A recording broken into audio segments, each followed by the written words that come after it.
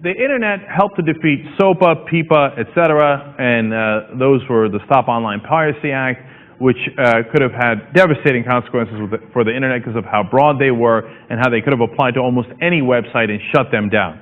Well, don't worry, they're back. Now they got a new law that they are proposing called the Cyber Intelligence Sharing and Protection Act, CISPA. And what does it do? Well, it manages to get a lot of the guys who fought them on SOPA and PIPA on their side. Now, how does it do that?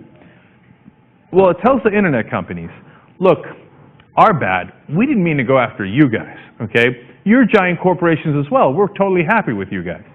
What we want to do is go after anyone that dares to cross the government, and we know you guys would never make that mistake.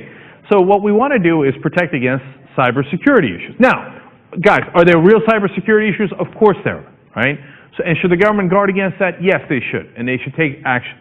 The problem is that they write these bills so broadly that they wind up not only protecting against cybersecurity threats, which are real, but of course wind up helping the government be able to shut down websites that they're not happy with. Now you might think, come on, are they really going to do that? Hell yes, they're going to do that. Let me give you a perfect example, WikiLeaks. So the government already pressured PayPal, everybody else, no, you're not allowed to take payments, and it devastated WikiLeaks. If they have a law like this, they could just simply come in and tell the ISP provider, look at this law that we have, it's over, shut down WikiLeaks. So let me tell you what's in it. They say that, this is quoting from the bill, information in the possession of an element of the intelligence community directly pertaining to a vulnerability or a threat to a system or a network of a government or private entity. So those are the threats that they are talking about. Now, there's a lot of words in there. Basically, if you're a threat to the government, okay, that's interesting, and there are real threats to the government. But also, did you notice they snuck in private entity? So if you're a threat to a private entity, they might also shut you down.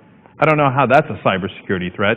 I mean, look, it might be a threat to that company, and if they maliciously, harm their business, then you've got other laws that you could apply to it.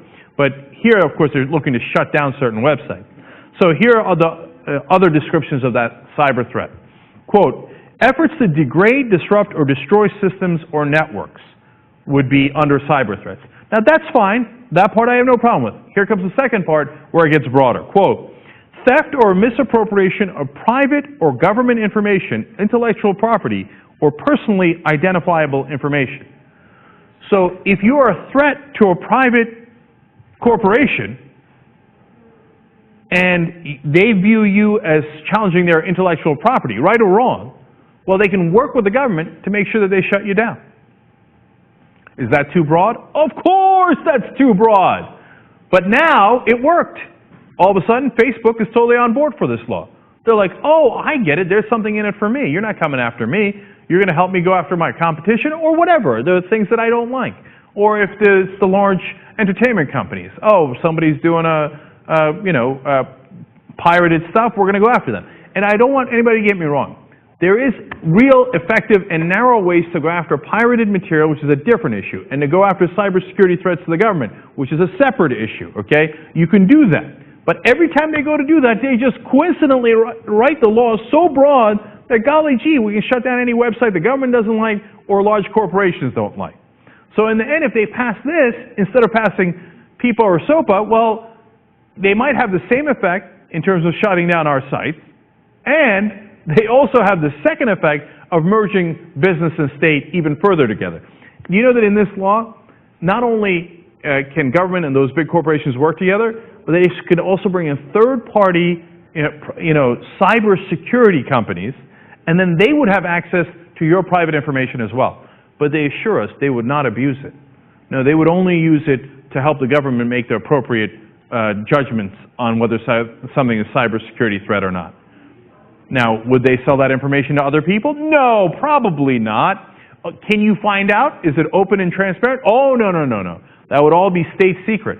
So you couldn't find out who has your information and what they're doing with it, because that's a top national security interest.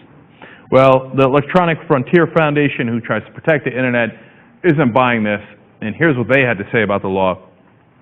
It's a little piece of SOPA wrapped up in a bill that's supposedly designed to facilitate detection of and defense against cybersecurity threats. The language is so vague that an ISP could use it to monitor communications of subscribers for potential infringement of intellectual property. An ISP could even interpret this bill as allowing them to block accounts believed to be infringing, block access to websites like the Pirate Bay believed to carry infringing content, or take other measures provided they claimed it was motivated by cybersecurity concerns. And there you have it, folks. Here comes big government married to big business, and that is a steamroller that is very, very hard to stop. So now this will be a good test case.